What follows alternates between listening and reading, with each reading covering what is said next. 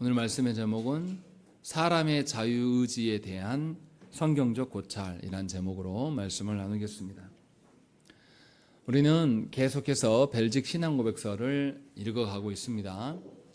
1문부터 13조까지는 우리 신앙의 대상이신 삼위 하나님에 대한 고백을 나타내고 있고요. 14조와 15조는 하나님 앞에서 인간이 도대체 어떠한 존재인가, 그래서 인간의 자유의지와 원죄에 대해서 이야기를 합니다. 그리고 그 이후에 16조부터 19조까지는 예수 그리스도에 대한 고백, 예수 그리스도께서 있어야지만 우리 구원이 있죠. 그리고 20조부터 26조까지는 구원에 대한 고백을 하고 있고, 27조부터 36조까지는 구원받은 교회에 대해서 고백하고 있습니다. 그리고 마지막 37조에서는 이제 예수께서 성경에서 약속하신 종말, 마지막 이루어져야 될 것, 이 종말에 대한 언급들로 마지막 마무리를 합니다. 이 체계 속에서 이번 주와 다음 주는 사람의 어떠함에 대해서 이야기를 할 것입니다. 오늘 14조는 사람의 자유의지에 대한 개혁주의적인 입장이 무엇인가를 잘 표명해 주고 있습니다. 왜 자유의지에 대한 이해가 필요하냐면, 고대부터 인류는 사람 안에 선한 것이 있다고 늘 믿어왔습니다. 그래서 사람의 자유의지를 아주 존중해요. 사람 스스로가 자신의 자유의지를 가지고 하나님께 돌이킬 수 있다라고 믿는 자들이 고대에서부터 존재했었고, 역사적으로 끊임없이 계속 존재합니다. 이것이 왜 문제냐면, 하나님의 주권적인 구원을 말하는 것이 아니라 사람의 어떠함으로 사람이 이루는 것이 구원이다, 사람이 구원을 이룰 수 있다라는 것으로 흘러간다는 것이죠. 이러한 생각은 현대에 와서 더 두드러지게 드러납니다. 그래서 하나님의 주권적인 것을 매우 악한 것으로 여겨요, 현대인들은. 왜냐하면 누구 중심이어야 되니까. 사람 중심이고, 사람이 생각할 때 행복함이고, 사람이 생각할 때 구원을 말하고 싶거든요, 현대인들은. 그래서 계속해서 끊임없이 성경적인 가르침을 부인해온 자들이 자유의지를 아주 존중해 왔습니다. 귀도드불에도 벨직 신앙고백서에서 사람의 자유의지에 대해서 밝히는 이유는 뭐냐면, 그 당시에도 사람의 자유의지를 존중하여서 사람이 스스로 결단하여서 구원에 이룰 수 있다, 사람이 어떠함으로 말미암아서 구원을 이룰 수 있다라고 하는 자들이 상당히 많았기 때문에, 그것에 대한 대응으로서 사람의 자유의지라는 것이 도대체 어떤 것이며 어떤 한계를 갖고 있는가를 벨직 신앙고백서 14조에서 우리에게 밝혀줍니다. 이것이 우리 시대에도 시적절한 이유가 무엇이냐면, 예수 믿는 조국교회 안에서 일어나는 일들이 뭐냐면, 예수 믿은 자기 구원받은 확신을 어디에서 사람들이 찾으려고 합니까? 자기 안에서 찾으려고 해요. 자기의 지식 안에서 구원의 확신을 찾으려고 하는 것이 조국교회의 성도들이에요. 또는 자기들의 형편과 상황에 근거하여서 내 안에 결핍이 없고 부족함이 없고 남들보다 좀 더 나으면 그것이 구원이라고 착각을 하는 겁니다. 그러나 분명하게 이것은 오류입니다. 이런 논리로 바라보기 때문에 예수 믿는 사람들이 전부 다 세상에서 잘 되고 싶은 욕망에 쩔어 있는 겁니다. 그래서 예수 믿는 사람들이 정말로 바른 것, 하나님이 보시기에 합당한 것을 선택하는 것이 아니라 자기에게 유익되는 것을 선택하는 방식. 그래서 조국교회가 늘 기득권들 층에서 머무르면서 기득권의 뒤를 핥는 그런 방식으로 교회가 존속된 이유가 무엇이냐? 이 자유의지에 대한 심각한 오해예요. 분명하게 기도드불에는 사람 안에 선한 것이 없기 때문에 사람 안에 있는 의지도 별로 가치가 없는 것임을 분명하게 밝혀줍니다. 도대체 기도드불에가 무엇을 말하는지 우리가 오늘 말씀을 통해서 좀 잘 아시면 좋겠습니다. 자유의지를 강조하는 것이 이제 역사적으로 늘 있어 왔어요. 처음 있었던 것이 아니라 늘 고대 때부터, 고대 교회 시대부터 늘 존재했어요. 왜 자유의지가 문제가 되냐면, 사람의 의지로 말미암아 구원이 가능하다고 생각하는 겁니다. 그래서 그렇게 되면 뭐가 중요합니까? 예를 들면 이런 거예요. 우리가 자녀들에게 뭔가를 해서 먹이려고 해요. 엄마가 아무리 수고하고 노력하고 해도 이것을 이유식을 가지고 자녀한테 가서 먹으려고 하는데 자녀가 입을 안 벌려요. 그럼 먹을 수 있습니까? 없습니까? 못 먹여요. 그래서 결정적으로 자녀가 받아 먹으려고 해야지 된다고 생각하는 겁니다. 예수 믿는 사람들 중에 제가 많이 들었던 설교 중에 어떤 거냐면, 성도들에게 여러분들의 마음 문을 열지 않으면 누가 와도 안 된다? 예수님이 와도 안 바뀐다. 이렇게 이야기하는 설교를 많이 들었습니다. 이것이 예수님의 주권적인 역사를 강조한 겁니까? 사람의 의지를 강조한 겁니까? 사람의 의지. 아무리 예수님이 구속 역사를 다 이루셔도 그 구원이 나에게 반드시 적용되는 겁니까? 적용되지 않을 수도 있는 겁니까? 사람의 선택을, 사람의 자유의지를 중요하기 시작하면 하나님께서 아무리 이루셨어도 내가 싫은데? 내가 안 받으면 그만이지. 이런 방식으로 생각하게 됩니다. 한국교회에서 그래서 뭐라고 합니까? 예수 믿고 나서 무슨 이야기를 자주 해요? 결단하십시오. 결단해서 여러분들이 헌신해야지 하나님의 뜻이 이루어집니다. 이런 소리를 많이 해요. 누구 손에 달려있다라는 거죠? 사람 손에 달려있다. 사람의 의지에 달려있는 것이다. 라는 것을 많이 이야기해왔습니다. 너무나 심각한 거예요. 이것이 얼마나 위험한 것인가를 우리가 알아야 된다는 것입니다. 이러한 생각들은 갑자기 우리 시대에만 존재한 것이 아니었어요. 초대교회 당시는 펠라기우스주의자들이 이러한 것들을 주장했습니다. 또 우리가 아는 어거스틴 시대에도 이 자유의지에 대해서 주장하는 자들이 존재했었고요. 또 6세기에 오랑주 공의회에서 교회가 자유의지를 존중하는 것은 아주 나쁜 것이다라고 분명히 선언했음에도 불구하고 교회 가운데 자유의지를 존중하는 자들, 사람의 선택을 존중하는 자들이 있었습니다. 그래서 종교개혁 시대에도 종교개혁자들과 이런 자유주의자들의 싸움이 있었습니다. 그래서 루터는 에라스무스와 이 자유의지 논쟁을 했고, 또 칼빈은 피가우스와 이런 논쟁을 계속 이어갔어요. 또 기도 두브레는 생 빅토르 수도원의 수도사였던 그리니의 신부와 이 자유의지 논쟁을 늘 펼쳤습니다. 그래서 나중에 이제 기도 두브레가 로마 가톨릭으로부터 위협을 받고 화형을 당하죠. 죽게 되는 거죠. 이런 일들을 이제 있게 되는 것입니다. 그런데 우리 믿음의 선배들은 계속 이것을 자유의지에 대해서 부인하는 것이 성경적이라는 것을 가르쳐 왔습니다. 17세기에는 알미니우스 이 제자들, 학론파들이 자유의지를 옹호했어요. 아무리 예수님이 구원을 하셔도 마지막 구원이 결정적인 것은 누구의 결단? 사람의 결단과 사람의 선택이 있어야 된다라고 가르쳐 온 것이 알미니안들입니다. 그래서 교회의 복음을 어지럽혔어요. 19세기에도 이러한 논쟁이 일어나서 자유주의 신학자들이 득세하기 시작하고 이것이 오늘날 우리에게도 영향을 주고 있습니다. 그래서 우리 시대는 어떻습니까? 성경의 가르침과 인본주의 중에 어떤 게 더 중요하죠? 우리 시대는 인본주의가 훨씬 중요합니다. 너무나 하나님 앞에서 엄격하게 말씀을 지켜내서 사람들이 피해를 입고 사람이 희생해야 될 상황이 생기면 그렇게 하는 것을 뭐라 그러죠? 엄격하게 근본주의자로 살아간다라고 비난합니다. 그래서 우리 시대는 뭡니까? 하나님도 종교도 누구를 위해서 존재해야 됩니까? 사람을 위해서 존재한다고 생각을 해요. 그래서 하나님보다 뭐가 더 우위에 있어요? 인간의 권한, 인권이 훨씬 더 위에 있습니다.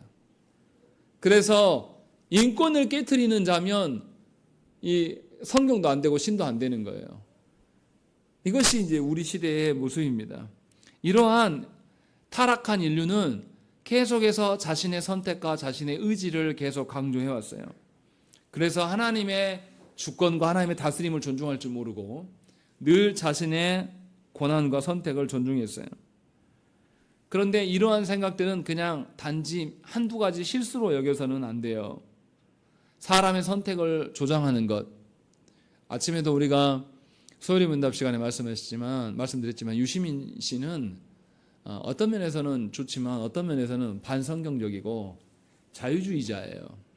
사람의 선택을 훨씬 더 강조하는 자, 신은 없다고 믿기 때문에 종교가 사람을 현혹해서 속인 것이지 종교는 사람에게 아무런 득이 되지 않는다. 유시민 씨는 이렇게 믿어요, 실제로. 그리고 그것을 세상에 전파합니다. 그것이 압도적으로 많은 지지를 받고 있어요, 사람들로부터. 그래서 우리는 그 시대에 놓여 있는 겁니다. 그래서 성경도 어떻게 해석합니까? 우리 시대의 필요로 성경을 해석해요. 아까 제가 오전에도 설교할 때 말씀드렸잖아요. 여성의 인권이 올라가니까 성경에 가부장적인 모습을 있으면 전부 다 그것을 뭐냐면 오류로 분석합니다. 그렇게 해서 성경을 난도질해요. 하나님 주신 말씀 전체가 오류가 없다라고 받아들이지 않아요. 하나님 주신 말씀 전체가 성경이고 오류가 없다라고 받아들이는 사람들을 근본주의자들로 매도하면서 저 사람들은 맹신도들이다 라고 부추기는 것이 우리 시대의 모습이에요. 왜 이렇게 됐습니까? 하나님의 다스리심을 존중하려기보다는 하나님의 창조하신 목적대로 우리가 존재한다라고 믿기보다는 내 중심으로 믿고 싶은 거예요. 왜 과학계나 이런 인문학 쪽에서 코페르니쿠스를 존중하지 아십니까? 코페르니쿠스가 뭐 한 사람이에요? 천동설에서 지동설로 바꾼 사람이에요. 모든 지구를 중심으로 모든 천체가 돈다라고 예전에 믿었어요. 그리고 이 믿음의 기초 안에는 분명하게 교회가 있었습니다. 중세 타락한 교회가 있었어요. 그런데 코페르니쿠스가 관찰해 보니까 천동설이 아니에요. 누가 돌아요? 태양을 중심으로 지구가 돈단 말이에요. 그러면서 코페르니쿠스가 정치계나 종교계에서 압박이 오니까 자기 이제 주장을 철회하기는 해요. 그런데 코페르니쿠스의 이 전환, 생각 이것이 굉장히 인간 중심적으로 실증적인 것이다라고 하면서 코페르니쿠스적인 발상하면 굉장히 놀라운 대격변을 말하는 단어로 사용됩니다. 그만큼 우리 시대는 사람 중심이에요. 그래서 이러한 시도가 계속되어 왔다는 거죠. 하나님의 주권적인 다스림과 하나님의 창조 목적 이런 거 다 필요 없어요. 인간의 행복을 방해하는 것으로 여기면서 하나님이 우리를 위해 있어야지 왜 우리가 신을 위해서 있는 거냐라고 하면서 계속 다툰 거예요. 이러한 생각은 언제부터 있었습니까? 아담과 하와 때부터 있었어요. 하와가 하나님을 떠나서 독립할 수 있을 것이다라고 생각을 한 것이죠. 그래서 하나님의 다스림을 벗어났어요. 타락했어요.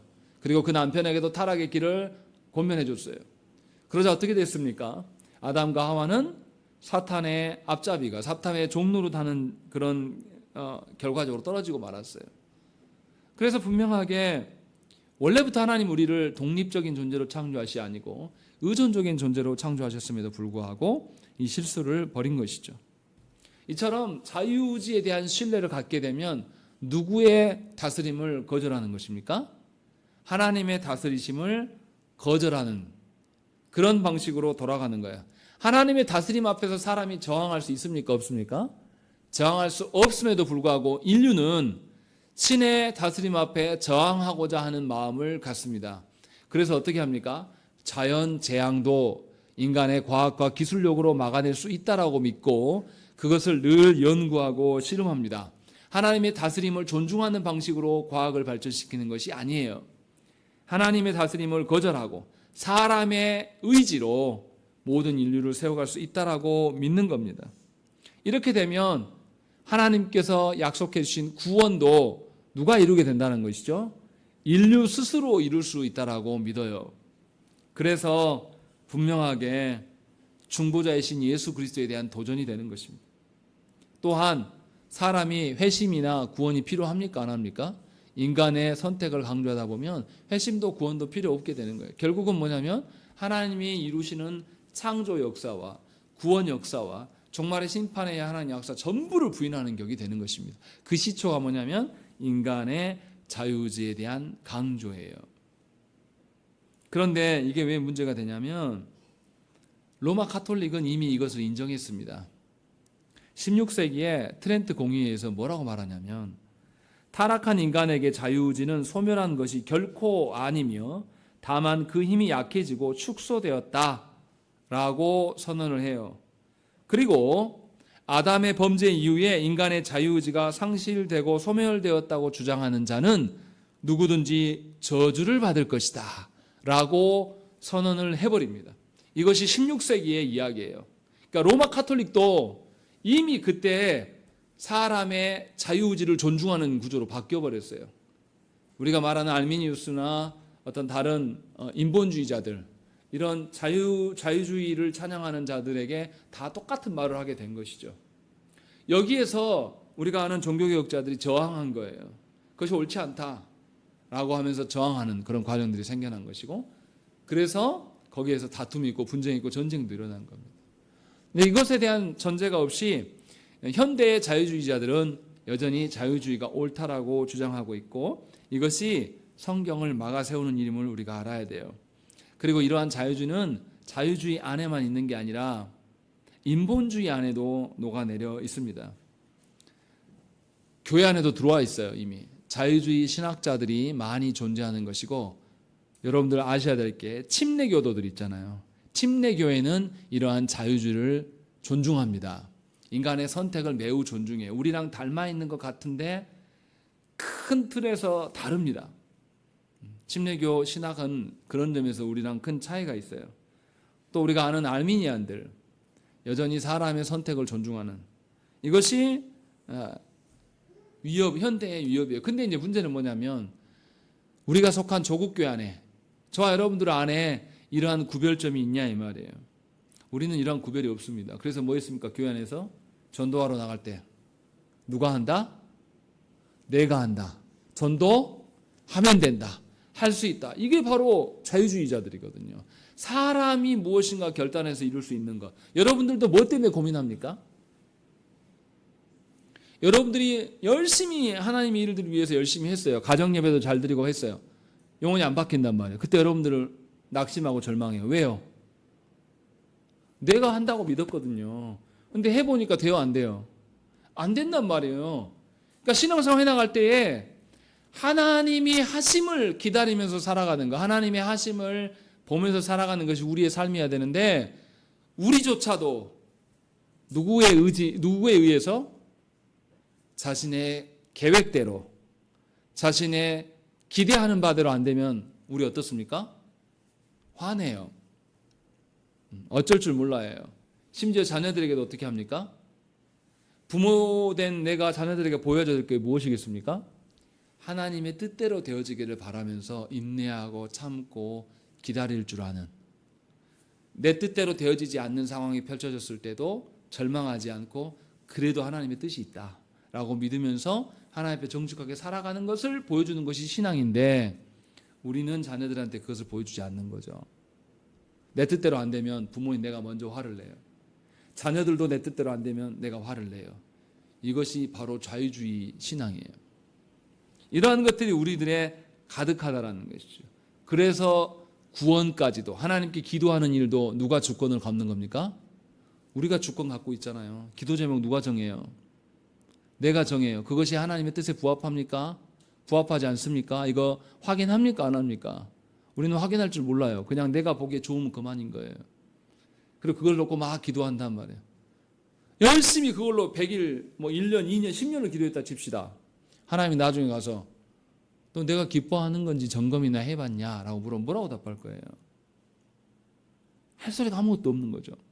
근데 우리는 이러한 점검할 줄을 몰라요. 왜냐하면 우리도 이미 자유주의에 물들어 있는 자들이에요. 사람의 의지, 자유의지에 심각하게 존중하는 자로 우리가 서 있기 때문에 그렇다는 것이죠. 매우 위험하다는 것이죠. 분명히 하나님은 우리를 창조하실 때 하나님의 형상대로 창조하셨다라고 밝혀요. 그것만 하신 것이 아니라요, 히브리서 2장 7절 말씀에 뭐라고 되어 있냐면, 사람을 잠시 동안 천사보다 못하게 하시며 영광과 존귀로 관을 씌우시며 라고 되어 있어요.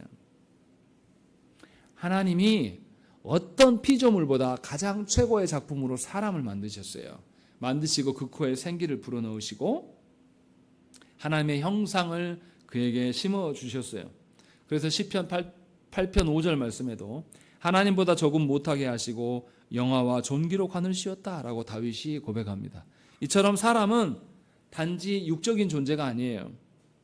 하나님의 나라의 영광과 하나님 나라 백성으로서의 존귀함을 담지할 수 있도록 하나님은 영광과 존귀로 우리에게 관을 씌워 주셨습니다. 그렇기 때문에 우리는 하나님의 영광과 하나님의 존귀함을 드러내는 하나님의 형상으로서의 존재라는 것이죠. 하나님이 이렇게 우리를 창조하셨어요. 그래서 하나님께서는 아담에게 뭘 하십니까?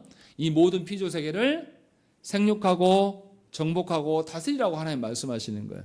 그래서 누구의 다스림을 이어갈 수 있도록 하나님의 다스림을 이어갈 수 있게 하기 위하여서 통치 대리자로서 우리를 세우신 것이죠. 그래서 모든 피조 세계 가운데 하나님의 질서와 하나님의 영광이 드러나도록 우리를 만들어 놓으신 겁니다. 그래서 벨직 신앙고백서 14조에서 이렇게 말하는 거죠.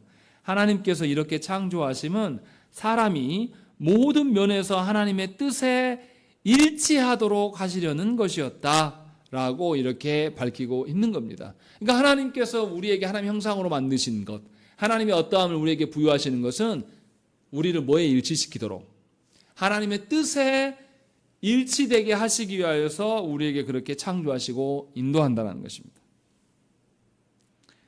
범죄하기 이전의 사람, 아담이 타락하기 이전에 그 자유의지는 어떻겠습니까? 누구를 향해 있었겠어요? 하나님을 향해 있었어요. 충분히 하나님의 명령에 대해서 실행할 수 있는 의지가 있습니까? 없습니까? 있는 존재로 하나님이 창조하셨어요. 동시에 하나님은 그에게 또 참 자유를 주기 위해서 무엇도 하나님의 뜻을 거절할 수도 있는 의지까지도 하나님께서 부여하셨어요. 그래서 하나님이 뭐라고 합니까? 아담에게 모든 동산 각종 나무의 실과를 네가 어떻게 먹되? 임의로 먹되라고 되어 있어요. 누구 뜻대로 먹으라고요? 네 뜻대로 먹어라 하면서 자유의지를 주셨다는 것이죠. 선악을 알게 하는 나무의 열매만 먹지 말라라고 하신 거예요. 분명하게 하나님께서 사람에게 자유의지의 영역을 주시고 한계도 설정해 주신 거예요. 이렇게 하나님께서는 분명하게 당신의 뜻 안에서 우리의 뜻을 두시도록 창조하신 거예요. 처음부터 하나님의 뜻을 벗어나지 않을 수 있도록. 그러니까 아담은 범죄하지 않을 수 있고 순종할 수 있는 사람으로서 하나님이 창조하신 거예요. 우리가 생각하기에 이미 우리는 타락해버렸기 때문에 우리가 지킬 수 없는 일을 하나님이 자꾸 하라고 하시는 것처럼 느껴질 때가 있어요. 왜 그렇게 하시겠습니까? 누구의 뜻이 더 귀하다는 것을 알게 하시기 위해서. 하나님의 뜻이, 하나님의 다스리심이 너를 감싸고도 남음이 있다. 그러니 네 의지대로 살지 말고 하나님의 뜻대로 살게 하시기 위하여서 우리에게 율법의 말씀을 주시고 우리의 한계가 무엇인지를 분명하게 보이신다는 것이죠. 하이델베르그 교리문답 6문에서도 뭐라 그러냐면요. 하나님께서는 사람을 선하게 그의 형상대로 곧 참된 의와 거룩으로 창조하셨고 그로 말미암아 창조주 하나님을 바르게 알고 그를 진심으로 사랑하며 영원한 복 가운데 그를 찬양하며 그에게 영광을 돌리기 위하여 그와 함께 살게 하셨습니다 라고 고백을 하는 거예요. 하나님은 하나님을 떠나서 도무지 살 수 없도록 우리를 처음부터 그렇게 만드신 거예요. 그런데 이렇게 하나님이 만드시고 우리를 존재케 하셨는데 사람은 어떻게 합니까? 하나님의 영광과 존귀의 관을 스스로 벗어 던져버려요. 자신이 있어야 될 자리에 있지 않고 하나님이 명하신 곳에 있지 않고 그것을 벗어나는 일을 벌입니다. 그래서 벨직 신앙고백서 14조에도 뭐라고 합니까?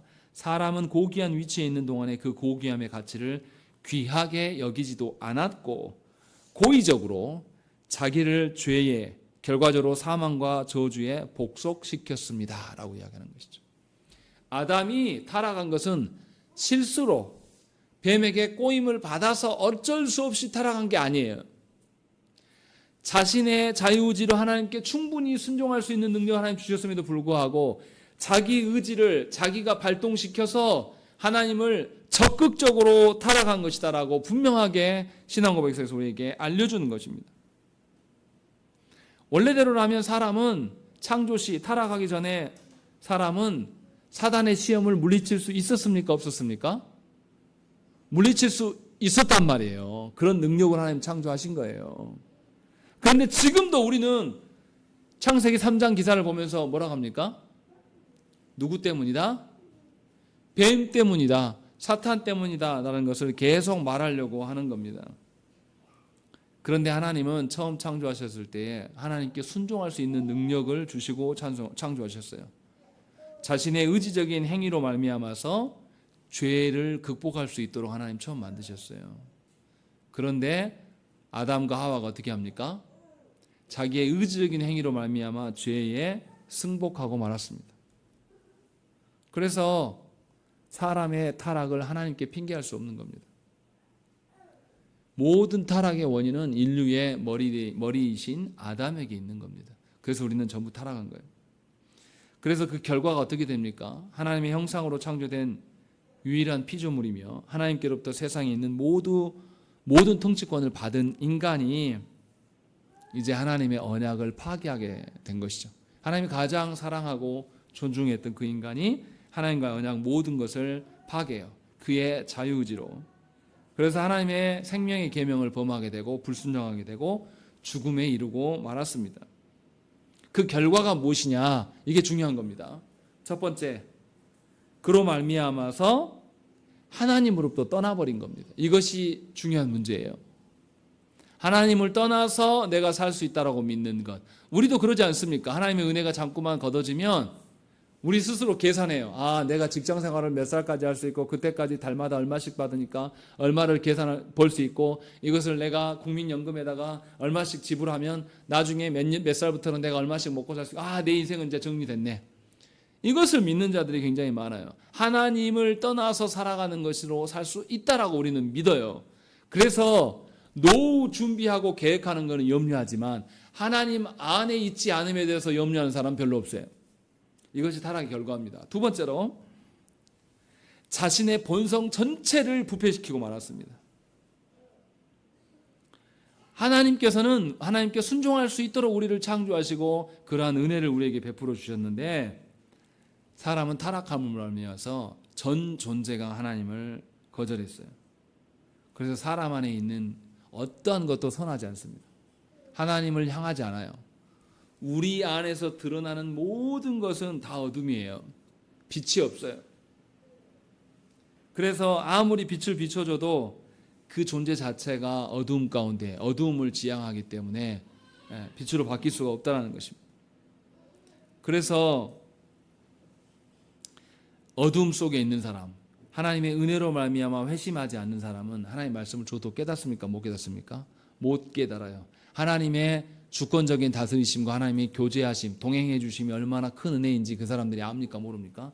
절대 알 수가 없는 겁니다. 아무리 똑같은 말씀을 들어도 자기 스스로는 알 수 없고 전적으로 타락했기 때문에 하나님 알아보지 못한다는 것이죠. 그래서 죄가 인간의 전 영역에 영향을 주는 겁니다. 그러니 착각하지 마세요. 우리 그런 착각을 언제 합니까? 아이들 아주 꼬맹이 시절에 아이들을 보면서 우리 아이가 선한 아이처럼 착각해요. 우리나라 부모들처럼 내 새끼 존중하는 그런 부모는 전 세계에 없습니다.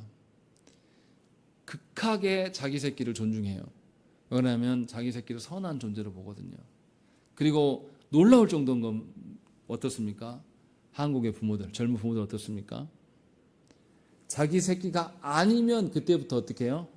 악인도 이런 악인이 없는 거죠. 이런 이상한 논리가 우리 가운데 있는 겁니다. 분명하게 알아야 돼요. 우리는 타락함으로 말미암아서 전적인 타락을 경험한 자들이에요. 그래서 우리 스스로 하나님을 미워합니다. 우리 스스로 사람을 미워해요. 그래서 우리 스스로 어떤 선도 행할 수 없어요. 여기서 말하는 선의 기준은 누구의 선의 기준일까요? 하나님의 선의 기준이에요. 사람들이 보기에 선한 거 말고요. 분명하게 언제나 우리는 악으로 기울어져 있는 상태가 돼버린 것이에요. 하나님께서 주신 탁월성, 하나님을 섬기고 하나님 안에 살 수 있는 것, 또 하나님 주신 지성, 하나님을 아는 지식, 이런 것들을 스스로 버린 것이고, 하나님이 주신 탁월성과 지성이 흐려지니까 판단도 흐려지는 것이고, 의지도 박약해지고 마음은 사악해지는 것입니다. 그리고 우리에게 남은 건 뭡니까? 아는 것이 없고 자기의 사악함만 드러나면 고집스러워지는 거예요. 이것이 우리의 삶이에요. 세 번째로 사람 자신을 죽음에 이르게 했어요. 여기에서 죽음이라는 것은 단지 육신의 죽음만을 말하지 않습니다. 육신의 죽음과 영적인 죽음 모두를 말하는 거예요. 그래서 성경에서 말하는 죽음은 몇 가지가 있어요. 육신의 죽음도 말하고요. 또 영혼의 죽음도 말하고요. 최종적인 죽음, 하나님의 심판으로 해서 돌이킬 수 없는 영원한 사망 가운데 처하는 죽음도 성경은 말해요. 그 점에서 우리는 하나님으로부터 말미암아 타락하여서 영원히 죽을 수밖에 없는 상태가 되어버린 겁니다.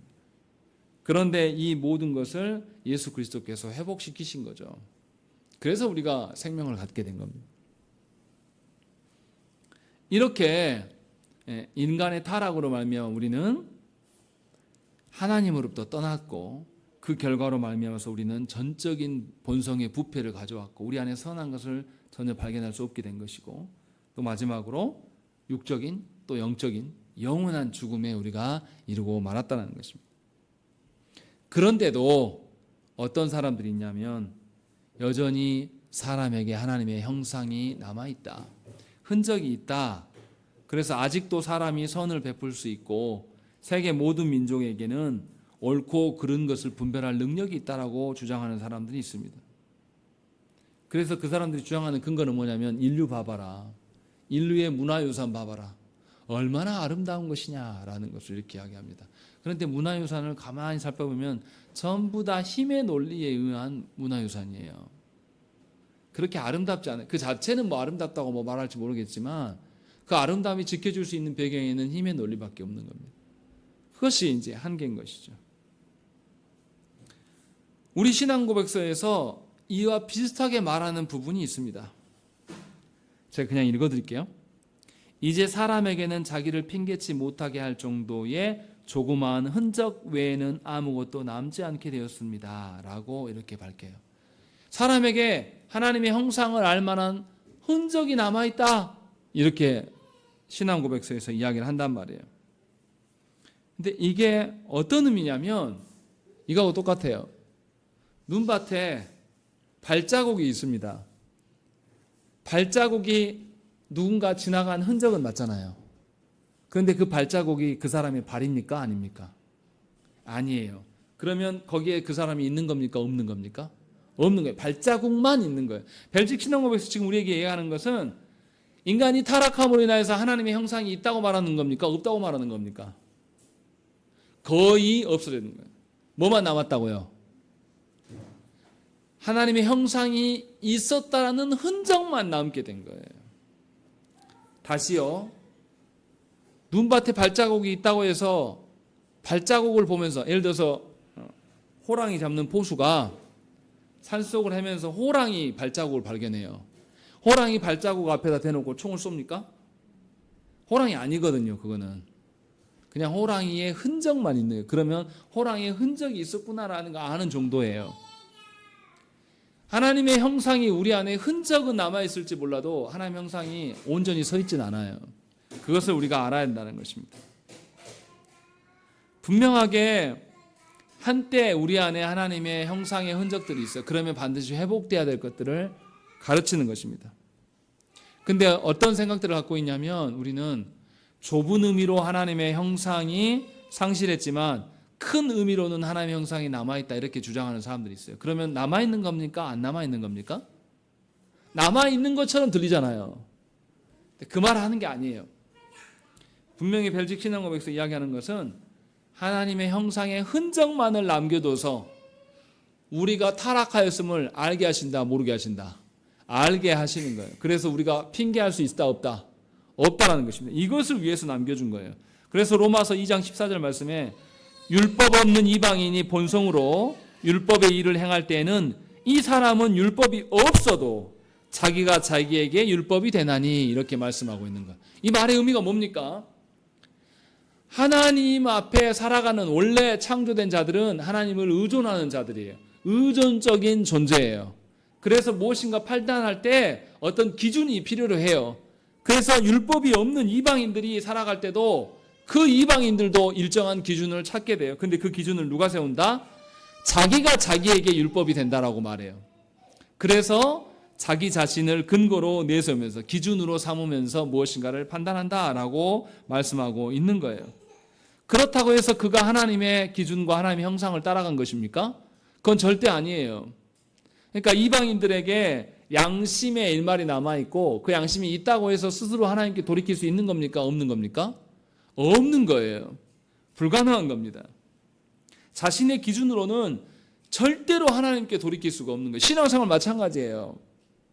여러분들이 짐작하고 여러분들이 기대하는 그 기준으로 하나님을 기쁘시게 할 수 있습니까? 없습니까? 없어요.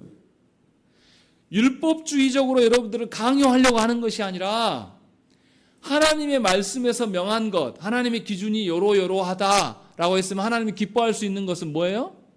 그 기준 외에는 없는 거예요. 근데 우리는 자꾸만 어떻게 합니까? 하나님이 주신 10계명 중을 쫙 펼쳐놓고 내가 1개 지켰으면 됐지. 내가 예전에는 1개 지켰는데 이제 2개, 3개 지키네. 그러면 하나님이 참작해줘야지. 이 논리를 자꾸 핀단 말이에요. 다시 말씀드리면 얼굴에 기미가 막 끼었어요. 기미가 끼면 우리가 좋은 거 막 먹으면 좋은 영향은 줄 수 있겠지만 없어집니까? 안 없어집니까? 안 없어져요. 그 병원에 가면 박피 있다며요. 50만 원인가 100만 원인가 얼마 주면 싹 한꺼풀 벗겨주는 거. 왜 그거 합니까? 100만 원어치 좋은 거 먹으면 되잖아요. 왜 그거 합니까? 그거 외에는 안 벗겨지니까. 제 말씀 무슨 말씀인지 이해되시죠? 하나님께서 우리에게 말씀을 주시면서 하나님의 기준을 제시하는 이유는 뭐냐면 우리가 생각할 때에 사람이 정해놓은 기준으로 하나님을 결코 기쁘시게 할 수도 없고 구원에 없다고 말할 수 없다는 거예요. 자유의지를 적용해서 이야기하면 타락한 우리에게 하나님께 돌이킬 수 있는 자유의지가 있다 없다? 없어요. 타락한 자유의지는 우리에게 있어요 없어요? 있어요. 내 기준을 세우고 나만의 가치를 세우는 우리의 의지는 다 있습니다. 그런데 그 의지로 인하여서 하나님께 우리가 돌아갈 수 있다고요 없다고요? 없다라고 성경은 분명하게 밝히고 있는 겁니다. 그래서 인간의 자유의지를 이야기할 때 인간에게 분명히 자유의지가 있긴 있어요. 모든 인간은 본질적으로 이러한 자유의지가 있는 자들입니다. 그러나 그 의지 자체가 어떻게 됐어요? 부패했습니다. 그 인간의 자유의지가 하나님을 향합니까? 아니요. 하나님을 향해서 적개심을 갖게 하고 이웃을 향해서 악한 생각을 갖게 하는 의지로 바뀌어버린 거예요. 인간의 자유의지가 있다고요? 없다고요? 있어요. 있는데 그 의지가 어떻게 됐다고요? 타락해버렸어요. 하나님을 향해 있지 않은 것이죠.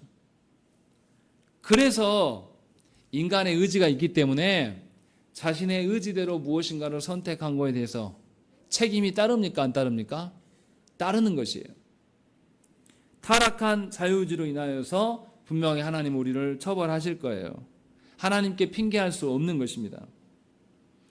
그러함에도 불구하고 4세기의 펠라기우스나 16세기의 에라스무스나 17세기의 알미니우스나 또 현대의 수많은 자유주의자들과 또 인간의 자유의지를 존중하는 사람들은 여전히 사람 스스로 선하다라고 말해요.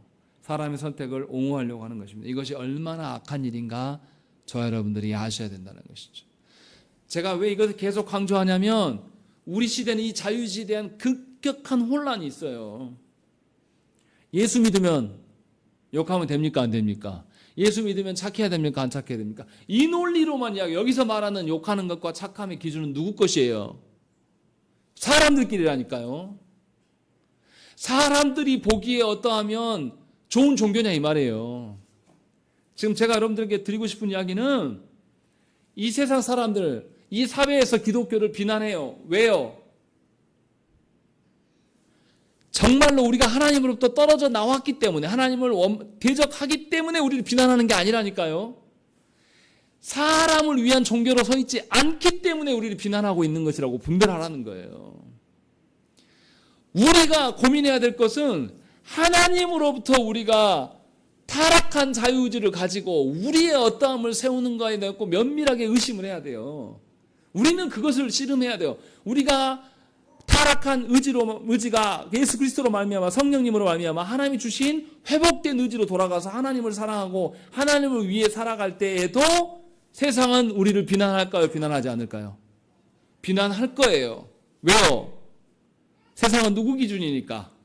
사람 기준이고 사람의 의지로 이룰 수 있다고 믿기 때문에. 그런데 예수 믿는 이 개혁주의자들은 끝까지 무슨 이야기 합니까? 사람의 의지를 부인하고 하나님의 의지만을 존중하거든요. 속지 마시라는 거예요. 세상 사람들의 질문은 다 뭡니까?